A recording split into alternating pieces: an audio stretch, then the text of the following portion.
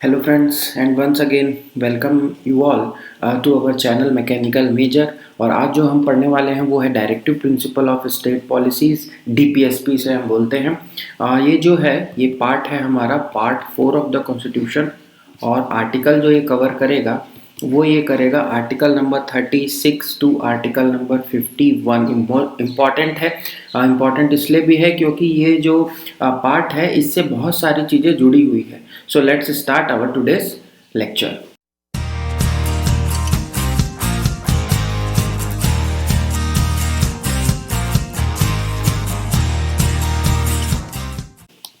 Now सबसे पहले हम जान लेते हैं कि इसका सोर्स क्या था। तो आप हमने पढ़ा ही हुआ है कि ये कहाँ से लिया गया था। तो आयरिश कॉन्स्टिट्यूशन मतलब आयरलैंड के कॉन्स्टिट्यूशन से लिया गया था। हिंदी में इसे राज्य के नीति निदेशक तत्व बोलते हैं।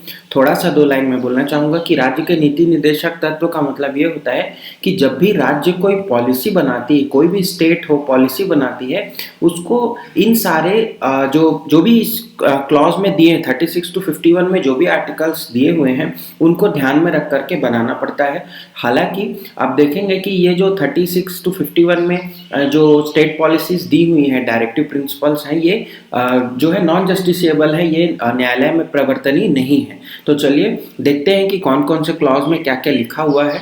तो सबसे पहले हम देखते हैं कि आर्टिकल 36 बोलता है ये स्टेट को डिफाइन करता है। अगेन हमने देखा था आर्टिकल 12 डिफाइन किया था स्टेट को फॉर द फंडामेंटल राइट्स, और यहाँ पर क्या है आर्टिकल 36 डिफाइन करता है स्टेट को फॉर द डीपीएसपीज कि स्टेट की परिभाषा क्या होगी। देखिए स्टेट वर्ड जो है वो आप लोग क्या जनरल लेते हैं, राज्य से समझते हैं, बट अगर मैं पॉलिटी की बात करूँ तो पॉलिटी में स्टेट का मतलब बहुत अलग होता है। It is a universal term मतलब इसमें बहुत सारे जो हैं वो चीज़ें इन्वॉल्व रहती हैं। राज्य को ही ना केवल पूरे भारत को भी एक स्टेट की ही रूप में देखता है। वहाँ नेशन वर्ड यूज़ नहीं किया जाता, वहाँ स्टेट वर्ड यूज़ किया जाता है। अमेरिका भी एक स्टेट माना जाता है। तो स्टेट का जो इसीलिए डेफिनेशन है वो यहाँ पर पहले ही दे दिया गया है। देन आर्टिकल हम चलते हैं 37 की ओर। ये बोलता है कि डीपीएसपी जो है हमारा, डीपीएसपी मैं इसको बोलूँगा directive principle of state policy को हम डीपीएसपी बोलते हैं। तो डीपीएसपी की एप्लीकेबिलिटी को ये डिफाइन करता है कि कहाँ कहाँ पर एप्लीकेबल होगा इसका। और एक यहाँ पर ये चीज़ है कि ये नॉन जस्टिसेबल है, ये जस्टिस के लिए आप इसे नहीं यूज कर सकते। इसका मतलब इसके अगेंस्ट आप न्यायालय में नहीं जा सकते, न्यायालय द्वारा प्रवर्तनीय नहीं है। आप फंडामेंटल राइट्स हमने पढ़ा था पार्ट 3 में, वहां पर आप देखते थे कि अगर आपका फंडामेंटल राइट छीना जा रहा है या उसके खिलाफ कुछ हो रहा है तो आप सीधे आर्टिकल 32 के तहत कहाँ जा सकते हैं, सुप्रीम कोर्ट जा सकते हैं। 226 आर्टिकल हम पढ़ेंगे आगे, वहाँ हाई कोर्ट जा सकते हैं। बट आर्टिकल 37 ये बोलता है कि DPSPs are not justiciable in the court. Article जो है वो हमारा 37 ये बोल रहा है कि डीपीएसपी के खिलाफ हम कहीं भी अपील नहीं कर सकते, न्यायालय द्वारा प्रवर्तनीय नहीं है। देन आर्टिकल चलते हैं हम 38 की ओर। इंपॉर्टेंट आर्टिकल है, ये डिफाइन करता है या ये स्टेट को बोलता है कि जो आपको सिक्योर करना है, किसको सिक्योर करना है, to secure a social order for promotion of welfare of people. राज्य जो है वो किसके लिए काम करेगा, पीपल के वेलफेयर के लिए, वेलफेयर ऑफ पीपल। लोक कल्याणकारी राज्य की स्थापना करनी है। हिंदी में अगर मैं बोलूं तो लोक कल्याणकारी राज्य की स्थापना करनी है, ऐसे राज्य जिसमें लोगों का कल्याण हो सके। ठीक है। देन आर्टिकल हम बात करेंगे आर्टिकल नंबर 39 की। ये कुछ ऐसे प्रिंसिपल्स एंड पॉलिसीज को डिफाइन करता है, policies to be followed by state. इसके ऊपर मैं आगे आपको और बताऊंगा policy to be followed by state. इसमें बहुत सारे क्लॉजेज हैं तो इनको हम देखेंगे आराम से कि आगे क्या है। इसके लिए मैं आपको और डिफाइन करूंगा, बट अभी आप इतना समझिए। देन हम चलते हैं आर्टिकल नंबर 40 की ओर। आर्टिकल 40 बोलता है ऑर्गेनाइजेशन ऑफ विलेज पंचायत, ग्राम पंचायतों की संरचना, विलेज पंचायत। सी हमारे जो आप फादर ऑफ द नेशन जानते ही हैं महात्मा गांधी जी, उनका ये संकल्पना थी उनकी कि विलेज जो है, गांव जो है वहाँ पंचायत हो और बहुत ही जो राजनीति का जो डिसेंट्रलाइजेशन जिसको हम बोलते हैं वो हो और लोगों तक ये क्या पहुँचे, न्याय जो है वो पहुँचे। तो इसीलिए आर्टिकल 40 में इसे जगह दी गई है कि राज्य जो है वो ग्राम पंचायतों का निर्माण जो है वो ऑर्गेनाइज करेंगे, उसको मेंटेन करेंगे। इसके लिए एक और अलग से शेड्यूल भी बनाया गया है, हम आगे पढ़ने वाले हैं। देन हम बात करते हैं आर्टिकल 41 की। आर्टिकल 41 डिफाइन करता है right to work, right to work, then education, education and public assistance, and public assistance, right to work and education and public assistance. कार्य करने का जो अधिकार है, शिक्षा का जो अधिकार है, शिक्षा यहाँ पर जो 21A के तहत वाली नहीं, ये अलग से है। Right to work, education and public assistance, लोक सहायता का जो अधिकार है, ये सारा चीज़ जो है वो राज्य दिलाएगा। आपने पढ़ा होगा या आप कहीं जाते हैं तो जैसे आपने मान लीजिए कि एक एप्लीकेशन लगाई है और मान लीजिए आपको जातीय निवासी बनाना है, तो उसके लिए आपको क्या करती है राज्य सरकार जो है वो सुटेबल असिस्टेंस प्रोग्राम देती है कि आपको यहाँ पर जाकर के एप्लीकेशन देना है, उसकी सारी की प्रक्रियाएं बनी हुई है। तो ये लोक सहायता है, वो सारी चीज़ें लोक सहायता में आती हैं। ये आर्टिकल 41 के तहत है। देन आर्टिकल 42 में देखेंगे, यहाँ पर देखते हैं तो प्रोविजन ऑफ, यहाँ पर लिखा गया है provision of just and humane conditions of work, provision of just and human condition of work and maternity relief. Important article है maternity relief.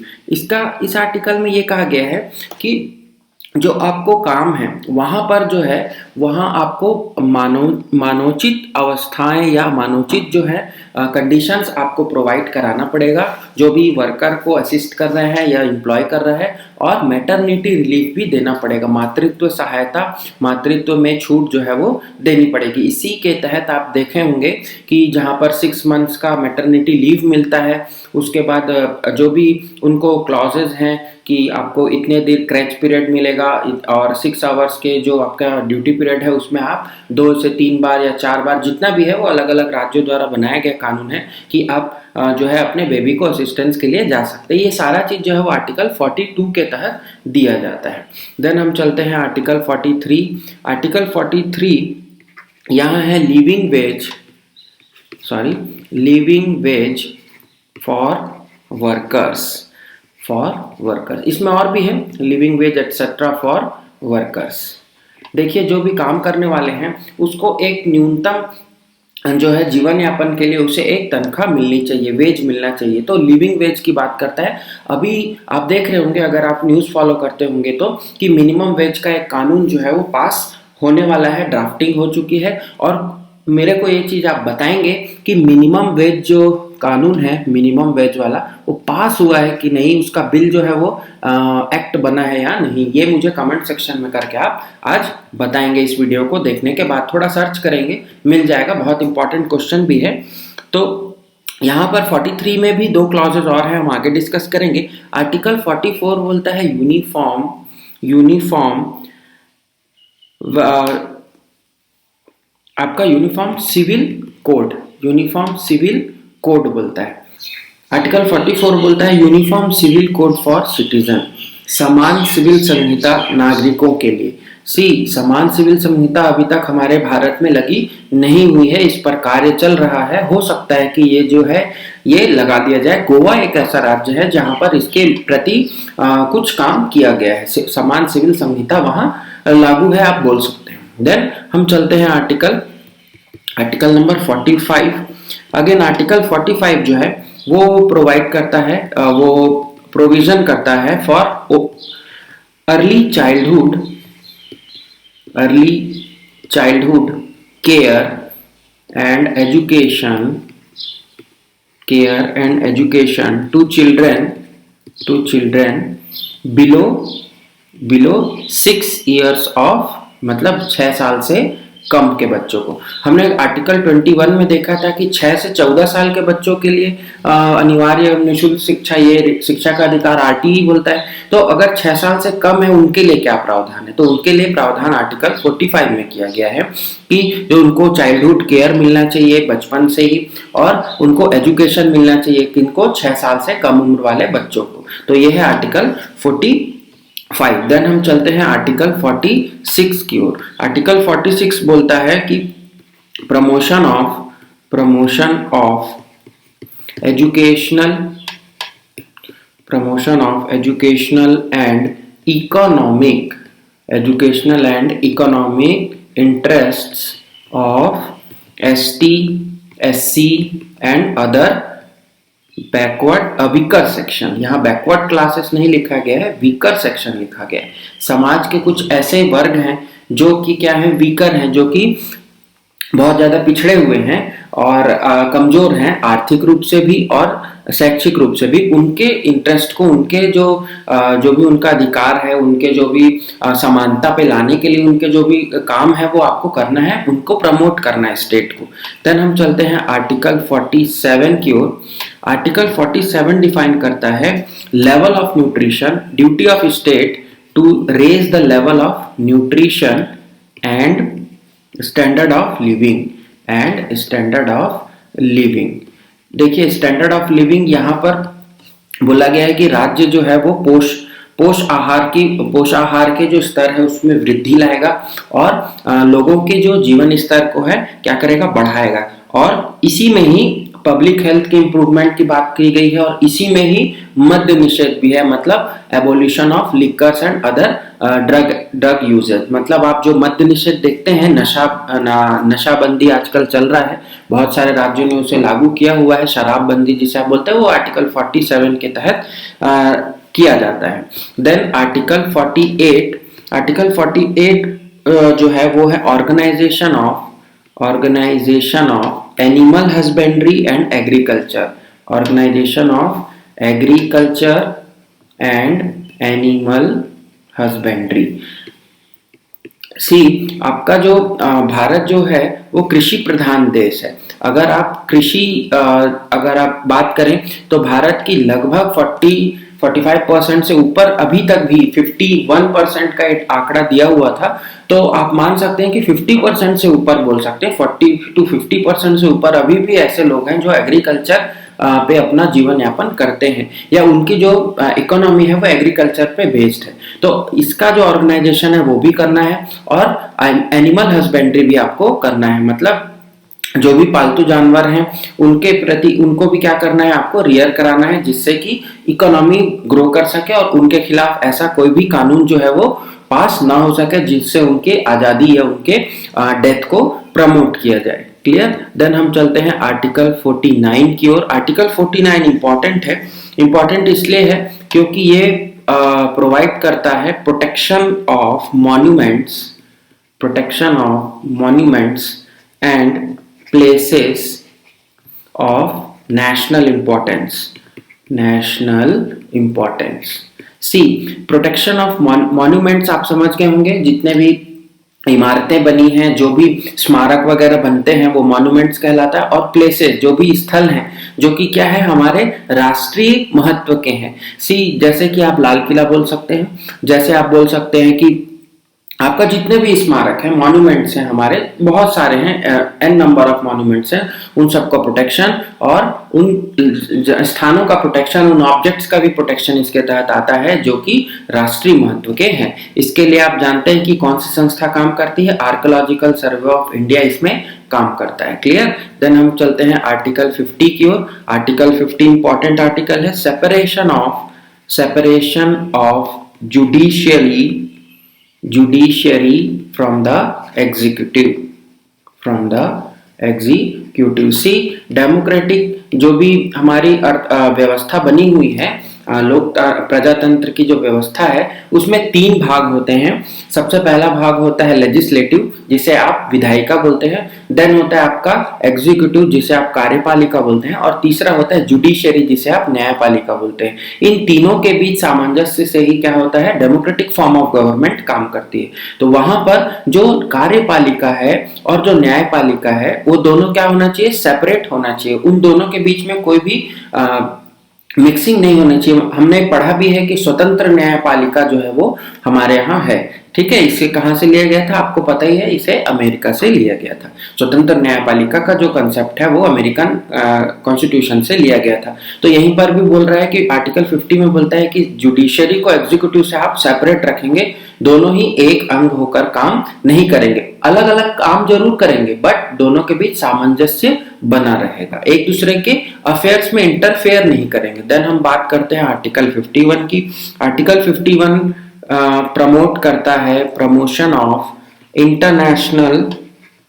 International peace and security.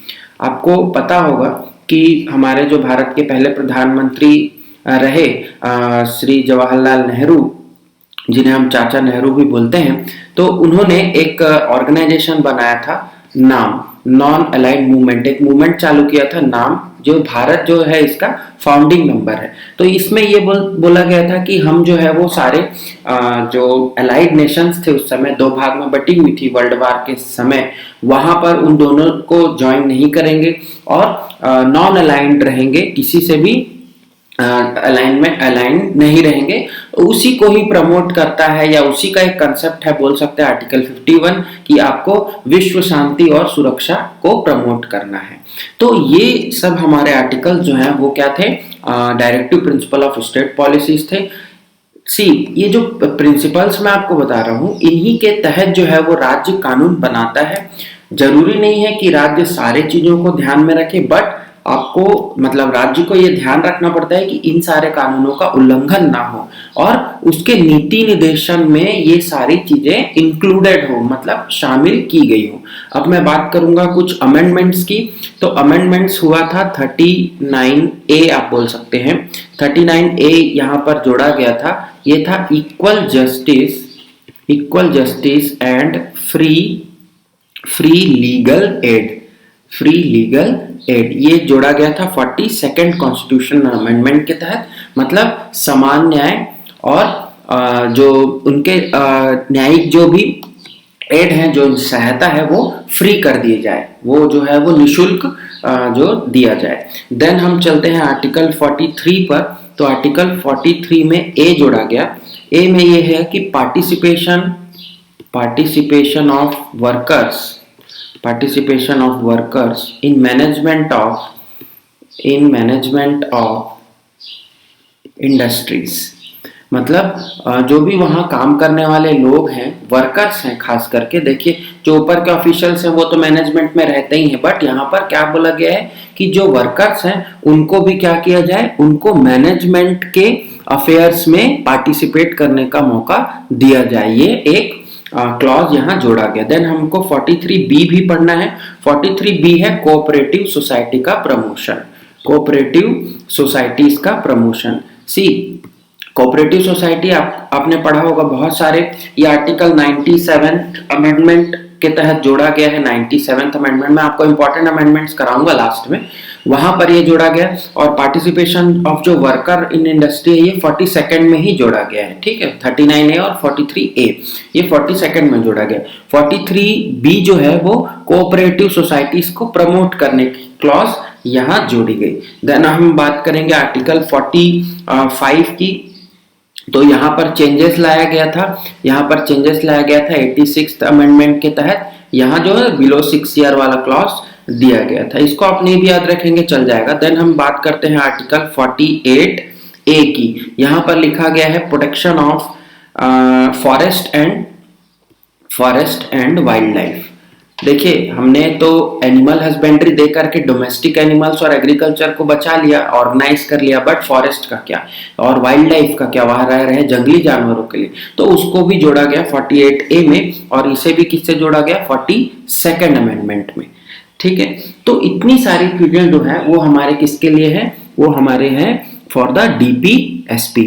अब आपको मैं एक चीज और बताऊं, थोड़ा सा डीप है बट आपको समझना चाहिए कि जब भी हम DPSPs को पढ़ते हैं तो हम इनको 4 हेडिंग में डिवाइड करते हैं। सबसे पहला है सोशलिस्ट, देन है Gandhian, socialist, then Gandhian, then liberal intellectual,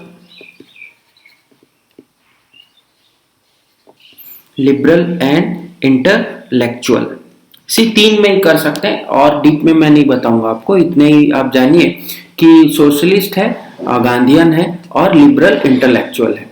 देखिए इसका इनका मतलब ये है कि कुछ है जो समाजवाद को क्या करता है, बढ़ावा देता है। कुछ क्लॉजेज इसमें है गांधी जी के द्वारा सुझाए गए बातों के लिए, जैसे मैंने आपको बताया विलेज पंचायत, और 47 में हमने मद्य निषेध, ये सारा चीज गांधीयन प्रिंसिपल्स को बताता है। आर्टिकल 46 भी बताता है जो ST/SC और वीकर सेक्शन का प्रमोशन, वो सब गांधीयन प्रिंसिपल में आते हैं। देन लिबरल एंड इंटेलेक्चुअल में आज आपका आ जाएगा, सपोज आपका प्रमोशन ऑफ इंटरनेशनल पीस है, देन प्रोटेक्शन ऑफ मॉन्यूमेंट्स है, ये सब किस में है, लिबरल एंड इंटेलेक्चुअल में। जैसे आपका आर्टिकल 44 है, यूनिफॉर्म सिविल कोड वगैरह, ये सब इसमें आ जाएंगे। कभी कभार ये क्वेश्चन आपका पूछता है, बट इतना डीप में आप नहीं जाएंगे।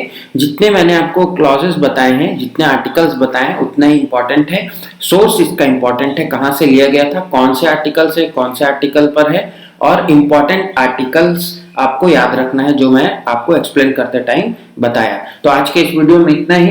देन नेक्स्ट वीडियो में हम पढ़ेंगे fundamental duties, article 51A part 4A, और इस तरह से हमारा पार्ट 4 भी कंप्लीट हो जाएगा। तो नेक्स्ट वीडियो में आपसे मिलते हैं, तब तक के लिए आप सभी चैनल को फॉलो कीजिए, वीडियोस को लाइक और शेयर जरूर कीजिए। एक लाइक बटन जरूर दबा दिया करो जब भी वीडियो को देखते हो, उससे हमें मोटिवेशन मिलता है। तो ऐसी वीडियोस आपके लिए और लेकर के आएंगे, तब तक के लिए आप सभी का जुड़ने के लिए धन्यवाद।